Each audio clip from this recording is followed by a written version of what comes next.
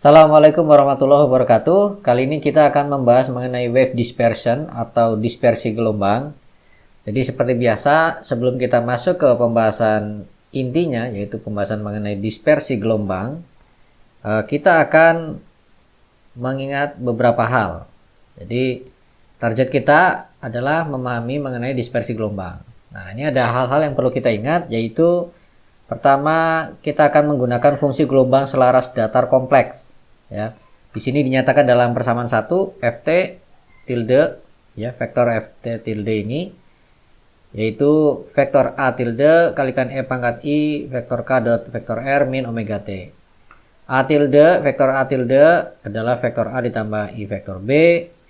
Vektor a dan vektor b itu konstan. Kemudian vektor k tentunya adalah kxi plus kyj plus kzk. Vektor r xi plus yj plus zk. Kemudian juga ada kaitan antara kecepatan gelombang u dengan vektor gelombang k, yaitu k sama dengan omega per u. Di sini besarnya k sama dengan omega dibagi dengan besarnya u. Oke. Kemudian untuk f seperti dalam persamaan 1 tadi, yaitu f gelombang selaras datar kompleks ini dapat kita hitung bahwa turunan parsial f terhadap t, turunan order 2-nya, ya, turunan order 2 parsial f terhadap t itu sama dengan minus omega kuadrat f tilde, ya, vektor f tilde. Ini sudah pernah kita hitung di pembahasan mengenai persamaan diferensial gelombang, ya. Kemudian untuk nabla kuadrat f tilde-nya sama dengan minus k kuadrat f tilde ini. Nah, dari dua perhitungan ini kita dapat membentuk persamaan diferensial gelombang, ya. Nabla kuadrat f tilde minus 1 per u kuadrat kalikan parsial kuadrat f tilde per parsial t kuadrat sama dengan 0. Ya, ini adalah persamaan diferensial gelombang yang sudah kita pelajari pada materi sebelumnya. Kemudian sekarang kita akan mulai masuk ke pembahasan mengenai dispersi gelombang. Kita akan menggunakan gelombang selaras datar tadi, ya. Kali ini kita superposisikan, ya, kita padukan sejumlah n buah gelombang selaras datar. Nah, masing-masing memiliki vektor gelombang kj. Ya, jadi J adalah indeks, nilainya dari 1 sampai N. Nah, untuk setiap vektor, untuk setiap gelombang selaras datarnya, itu kita labeli dengan indeks J. Nah, maka vektor gelombangnya, ya, kita tuliskan sebagai KJ, ya, untuk masing-masing gelombang selaras datar tadi. Kemudian nilai frekuensi sudutnya juga kita labeli dengan J untuk masing-masing gelombang selaras datarnya. Jadi omega J itu adalah kita dapat tuliskan omega J sebagai fungsi Kj yang bergantung pada Kj, ya. Jadi omega J-nya bergantung pada Kj. Ini asumsi kita. Jadi kita punya sejumlah n buah gelombang selaras datar, masing-masing punya vektor gelombang Kj dan omega J-nya itu bergantung pada Kj.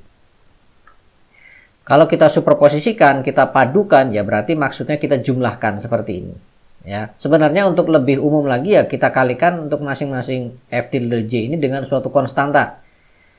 Misalkan kita kalikan alfa j gitu. Tapi kali ini tidak perlu kita tuliskan karena kita leburkan saja ke dalam konstanta a tilde j di sini, ya. Jadi kalau misalkan di sini kita kalikan dengan alfa j biar superposisinya lebih umum lagi, alfa j-nya kita leburkan ke dalam a tilde j ini, ya. Nah, kemudian coba hasil superposisi ini, yaitu yang tanpa j di sini, ya. Ini kalau sudah tanpa j berarti maksudnya hasil dari superposisinya. Coba kita ambil nabla kuadratnya, ya. Kita kenakan operator Laplacian. Maka karena f tilde ini merupakan sigma f j tilde, berarti nabla kuadratnya akan menjadi nabla kuadrat sigma f j tilde. Kemudian karena operator Laplacian ini linier, dia dapat masuk ke penjumlahan ini, ya. Jadi dia dapat masuk ke setiap suku dari penjumlahan ini.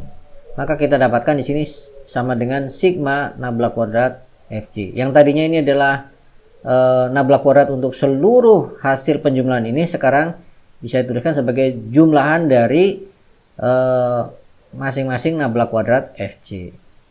Kemudian karena ini sudah nabla kuadrat untuk satu gelombang selaras datar, maka kita bisa menggunakan rumus sebelumnya tadi, yaitu yang ini untuk yang setiap J-nya. Jadi nabla kuadrat Fj berarti minus K kuadrat Fj di sini.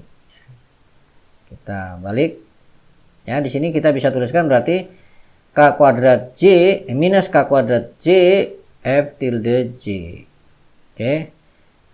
Lalu berikutnya si F tilde tadi yang hasil perpaduan juga akan kita kenakan operator parsial kuadrat per parsial T kuadrat. Seperti biasa, karena F tilde-nya adalah sigma Fj tilde, maka kita bisa tuliskan seperti ini. Lalu sama seperti nabla kuadrat juga, operator parsial kuadrat per parsial T kuadrat itu juga bersifat linier. Maka dia juga bisa kita masukkan ke dalam suku-suku penjumlahan ini. Sehingga sekarang kita turunkan secara parsial order 2 dari setiap gelombang selaras datar, yaitu yang diberi indeks J.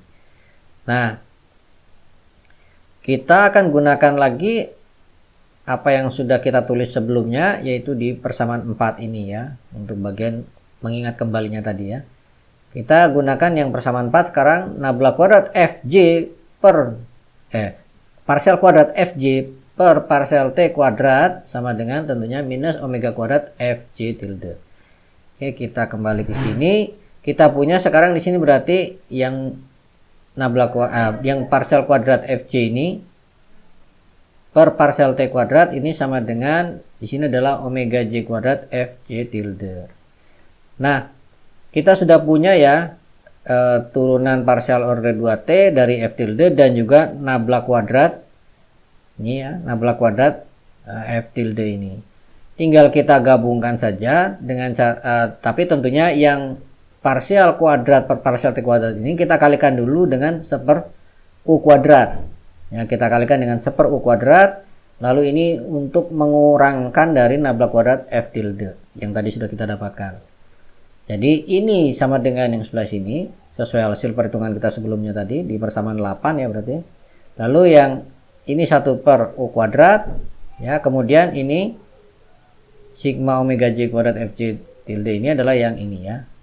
Minusnya di sini ketemu dengan minus di sini akan menjadi plus ya, akan menjadi plus. Sementara nabla kuadrat F tilde tadi di sini ada minus ya.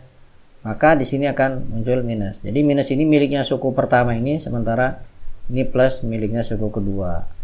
Kita tata ya, lihat di sini ada penjumlahan indeks J dari 1 sampai N, di sini juga J 1 sampai N. Di sini ada Fj tilde, di sini juga ada Fj tilde. Maka Fj tilde-nya bisa kita keluarkan dari kurung, kita buat kurung begini.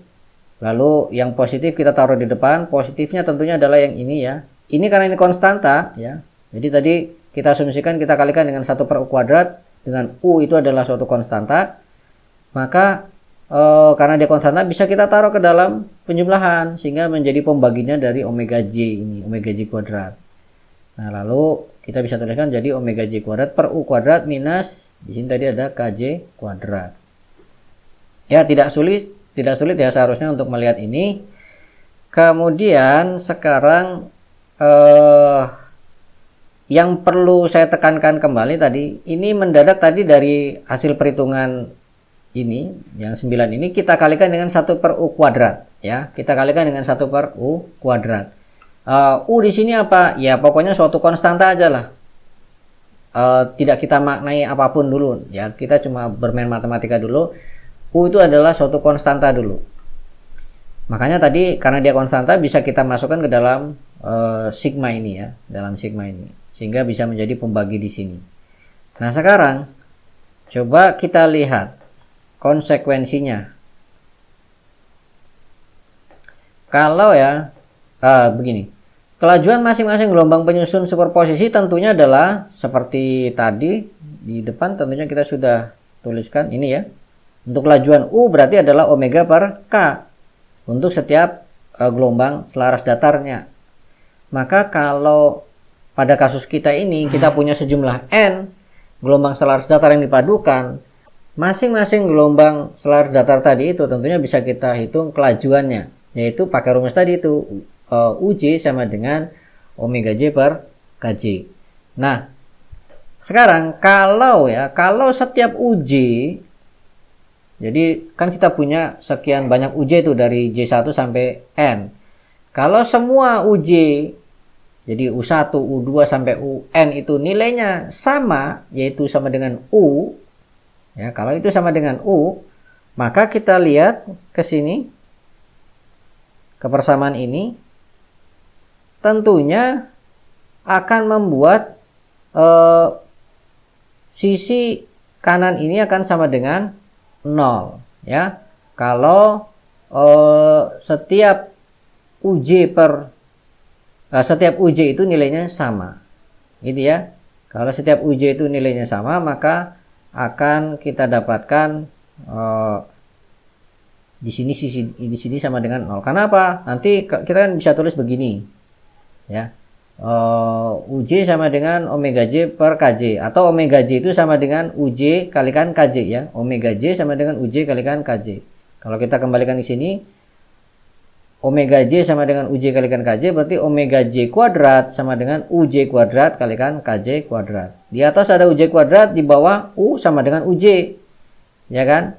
Berarti tinggal kita bagi, tersisa kita punya KJ kuadrat minus KJ kuadrat sama dengan 0. Untuk setiap sukunya 0 dijumlahkan juga akan 0. Dijumlahkan dari 1 sampai N juga akan sama dengan 0. Ya, itu tadi kalau apa? Kalau kecepatan setiap gelombang penyusunnya, gelombang selaras datar penyusunnya itu nilainya sama satu dengan lainnya. Jadi UJ1 sama dengan UJ2 sama dengan U3 sama dengan sampai UN. Kita tulis katakanlah sama dengan U. Ya. Nah, pada kasus yang demikian, yaitu kecepatan gelombang penyusunnya itu sama semua, maka itu kita namakan, kita katakan gelombang tadi merambat pada medium yang non dispersif, ya, medium yang non dispersif atau tak dispersif gitu aja. Jadi pada medium non dispersif, ya, nilai kelajuan fase U untuk gelombang hasil superposisi itu tidak bergantung pada K, ya, tidak bergantung pada K.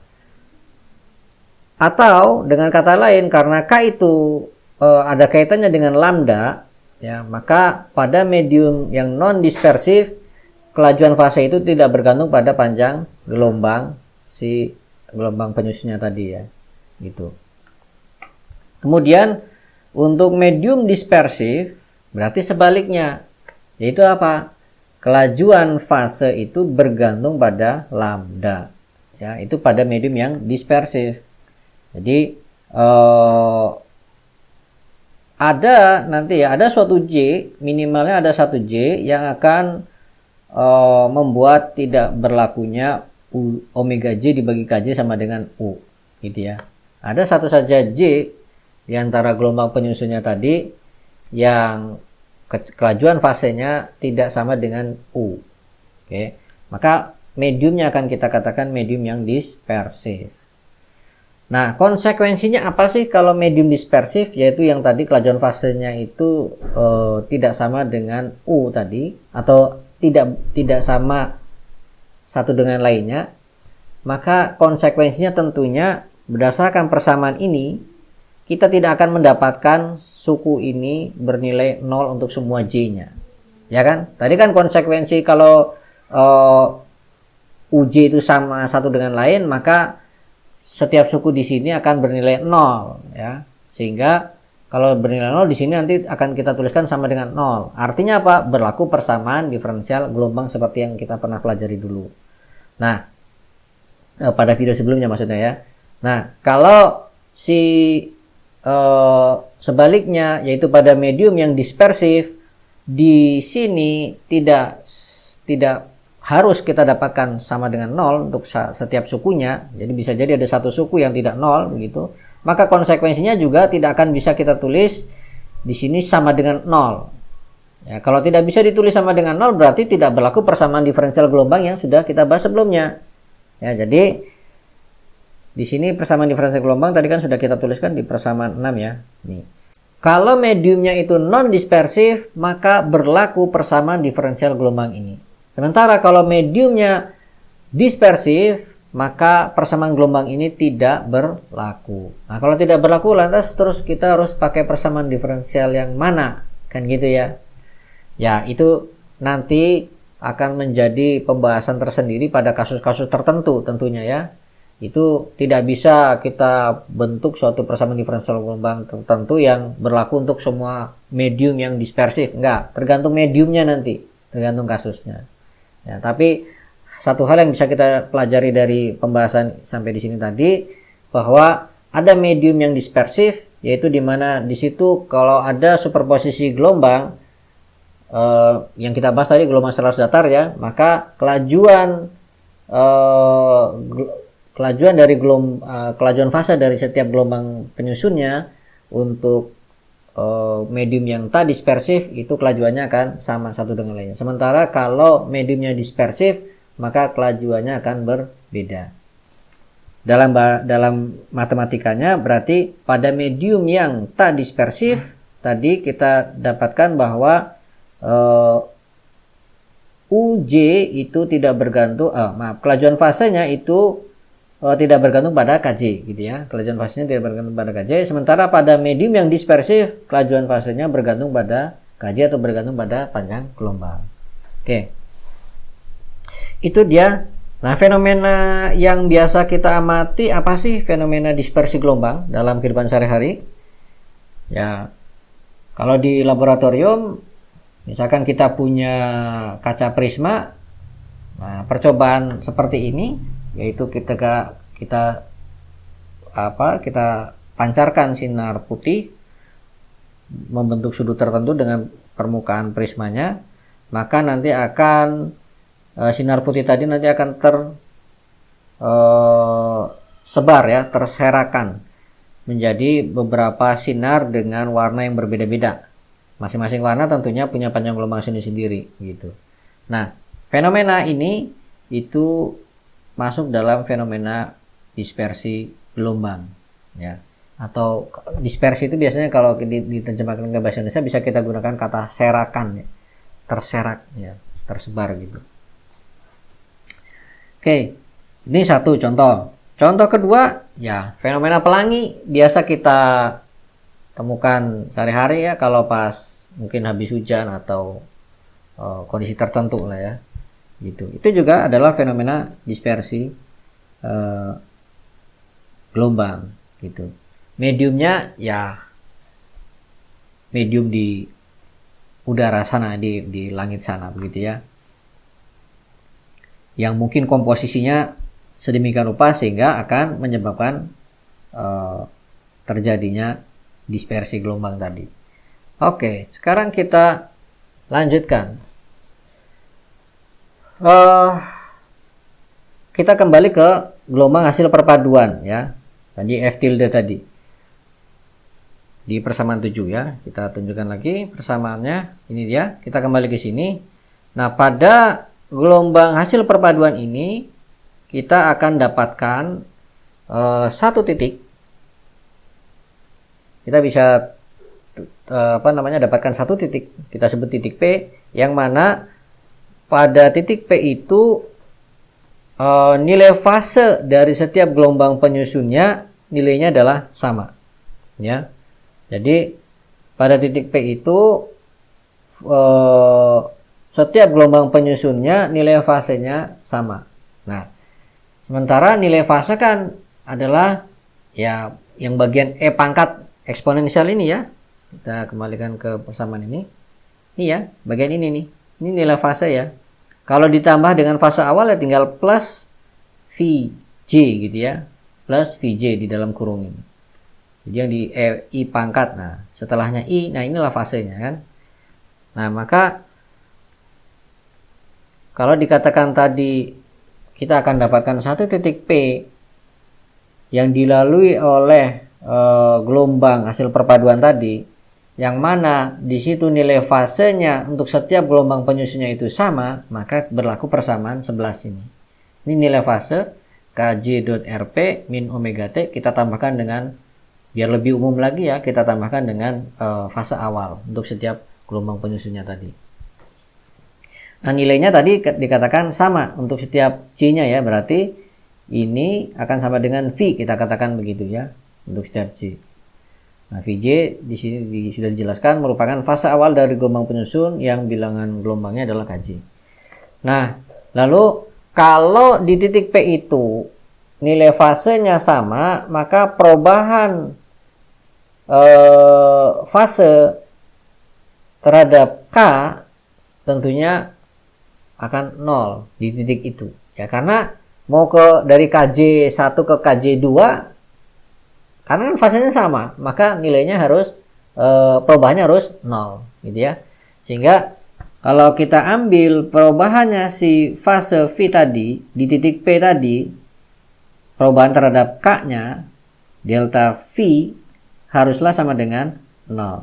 Ingat perubahannya terhadap K ya. Maka kalau kita lihat di sini delta V sama dengan ya delta K, ini untuk suku pertama ya, delta K dot Rp. Lalu untuk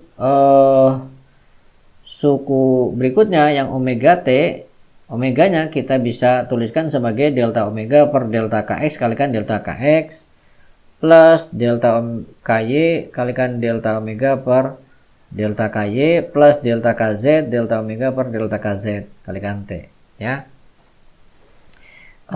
Kemudian untuk V juga kita bisa lakukan cara seperti ini. Ini masuk dalam pembahasan apa ya di kalkulus ya, coba dicari ya di kalkulus ataupun di matris ya. Kemudian kita lanjutkan sama dengan 0 jelas ya tadi ya, karena apa, tadi kita asumsikan titik P itu titik dimana nilai fase dari gelombang penyusun si gelombang penyusun itu nilai fasenya sama antara gelombang satu dengan gelombang lainnya. Maka ketika diambil perubahan fase terhadap perubahan K, ya tentunya akan 0. Kemudian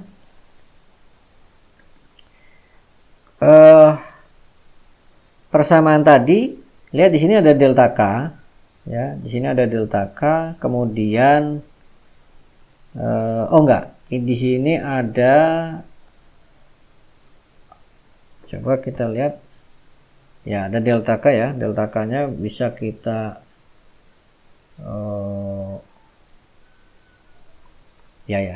ini delta K dot Rp, kita lalu di suku berikutnya, suku kedua ada minus kalikan ini, suku ketiga ada plus delta Kx, yang masing-masing setiap suku ini sebenarnya mengandung delta K ya, delta K vektor.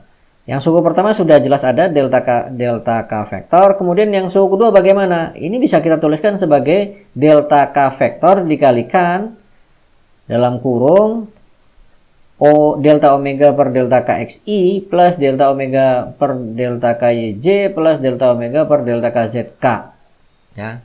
Jadi ini kalau dikalikan ke sini, maka kita akan dapatkan suku kedua yang ini ya, suku kedua yang ini. Begitu juga untuk yang ketiga. Yang ketiga juga bisa kita tuliskan sebagai delta K vektor dot dengan ini dia. Ya, lihat ditambahkan IJK seperti yang di sini. Sehingga bisa kita tulis lagi sama dengan 0. Kemudian karena tadi perubahan terhadap delta K itu sembarang, mau K yang manapun sembarang, karena pasti akan tetap sama dengan 0 di titik P itu ya tentunya. Berarti persamaan ini akan berlaku untuk sembarang delta K. Ya, persamaan ini akan berlaku untuk sembarang delta K. Kalau begitu, berarti yang dalam kurung kotak ini haruslah sama dengan 0. Ya, karena ini berlaku untuk sembarang delta K. Sehingga kita punya vektor Rp minus ini dalam kurung ini kalikan T lalu plus. Ini semua harus sama dengan 0. Ya. Lalu dari persamaan ini bisa kita tuliskan ya, sisi kiri hanya Rp, sisi kanan berarti sisanya ini ya, kita P pindah ya, tanda kutip ya. Kita pindah ke kanan. Oke. Sekarang persamaan 15 ini ya. Ini menggambarkan apa? Lihat nih. Ini kan bentuknya seperti R sama dengan V kalikan T dikurangi dengan R0 gitu ya. Seperti persamaan gerak, yang gerak lurus beraturan itu ya. Nah, maka titik P berdasarkan persamaan ini dapat kita pandang dia itu bergerak dengan kecepatan ya, dengan kecepatan sebesar ini yang dalam kurung ini. Ini sebagai V-nya ya. Ya kan? Sebagai V-nya. Dan itu kita namakan sebagai VG ya, vektor VG. Jadi titik P itu yang ditunjuk oleh RP itu bergerak dengan kecepatan konstan yang kita tulis sebagai VG. Nilainya adalah seperti ini atau bentuknya seperti ini. Nah, kecepatan VG ini kita akan sebut sebagai kecepatan grup gelombang. Kita definisikan nama baru sekarang kecepatan grup gelombang. Hasil perpaduan gelombang selaras. Nah, kalau misalkan kita tidak menjumlahkan dalam bentuk sejumlah diskrit gelombang selaras, ya kita tidak sekedar memadukan sejumlah diskrit gelombang selaras, tapi yang kita padukan tuh kontinu ya gelombang selarasnya, maka tentunya persamaan yang akan kita dapat dari persamaan 15 ini sebagai pengganti dari persamaan 15 ini adalah persamaan seperti ini ya. Lihat, kita lihat yang bagian sini, ini akan menjadi nabla si omega, tentunya nablanya terhadap K ya, bukan terhadap X, Y, Z. Nabla terhadap K, omega kalikan T, lalu yang suku keduanya adalah nabla terhadap K dari si V-nya ya, dari V. Kemudian untuk persamaan yang 16, kalau tadi distribusinya kontinu K-nya ya, maka akan VG sama dengan nabla K omega. Oke ya, jadi kita berangkat dari yang diskrit dulu, lalu kita perumum ke yang kontinu. Kemudian sekarang, ini 3 dimensi. Sekarang kita perkecil kasusnya ke kalau 1 dimensi. Kita hitung yang VG-nya. Ya, kalau 1 dimensi kita hitung yang VG-nya, namanya 1 dimensi kita sudah tidak perlu membahas mengenai arah ya. Karena sudah jelas arahnya hanya satu macam saja. Nah, maka untuk VG-nya pada kasus 1 dimensi tentunya adalah turunan omega terhadap K saja ya. Tidak ada Kx, Ky atau Kz. Kita tulis dW d omega per dk. K tentunya adalah 2pi per lambda. Lalu dari sini kita bisa dapatkan minus lambda kuadrat per 2pi kalikan d omega per d lambda ya. Ini Anda tinggal urai saja nih ya, d 2pi per lambda ini menjadi sesuatu kalikan d lambda. Lalu terus diproseslah semua ini. Kemudian omega sendiri kita tahu omega adalah bisa kita tuliskan sebagai 2pi kalikan nu ya. 2pi kalikan nu. Maka kalau kita punya d omega berarti kita punya 2pi d nu gitu ya, 2pi d nu. Sehingga kita tuliskan di sini d omega kita ganti dengan 2pi d nu, tapi di bawah sini ada 2pi, berarti 2pi dengan 2pi-nya akan saling menghilangkan. Jadi tersisa kita punya ini minus lambda kuadrat d nu per d lambda. Oke. Ini pada kasus yang 1 dimensi ya. Jadi bentuknya akan seperti ini untuk kecepatan grupnya ya.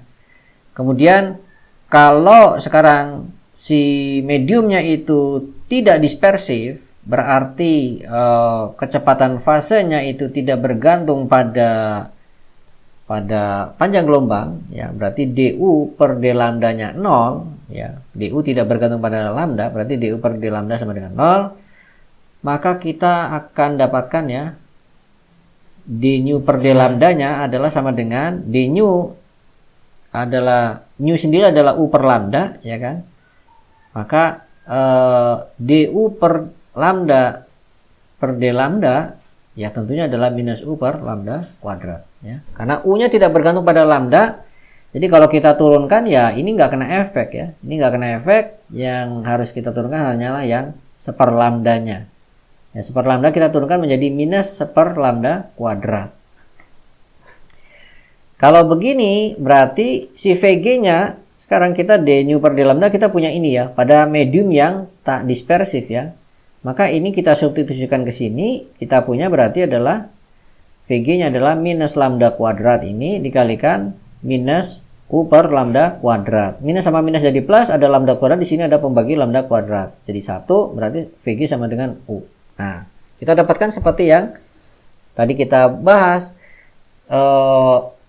bahwa, atau ini mungkin hal baru ya. Jadi kita dapatkan bahwa pada medium yang tak dispersif, kecepatan grup gelombang itu sama dengan kecepatan fase setiap gelombang penyusunnya. Sementara setiap gelombang penyusun kan sama memang nilainya. Nah, ini juga akan sama dengan kecepatan grup gelombangnya. Ya, ini pada medium yang tak dispersif ya. Nah, di sini kita tuliskan pada medium non dispersif berlaku bahwa kecepatan grup gelombang sama dengan kecepatan fasenya. Ya, itu salah satu poin penting ya. Kemudian untuk medium yang dispersif kita akan bagi menjadi dua bagian, yaitu dispersif normal dan dispersif tak normal. Dispersif normal itu kalau apa? Kalau, dan itu harus kita tekankan, dispersif normal itu pada rentang panjang gelombang tertentu ya. Itu kalau apa? Kalau du per d lambdanya itu nilainya positif. Ya, kalau turunan u terhadap lambdanya nilainya positif, yakni laju fasenya itu berkurang dengan turunnya nilai lambda. Ya, kalau nilai lambdanya menurun, maka laju fasenya harus berkurang. Nah, ini kita katakan si mediumnya itu dispersif normal pada panjang gelombang tertentu tadi ya.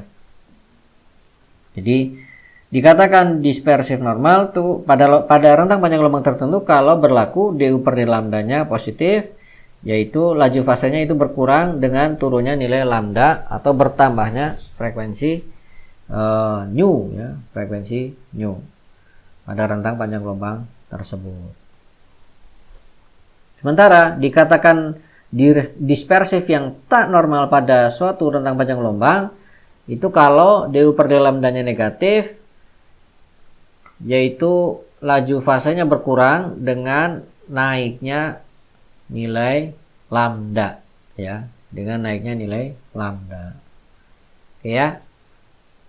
Itu tentunya juga berlaku pada rentang panjang gelombang yang kita maksudkan tadi ya.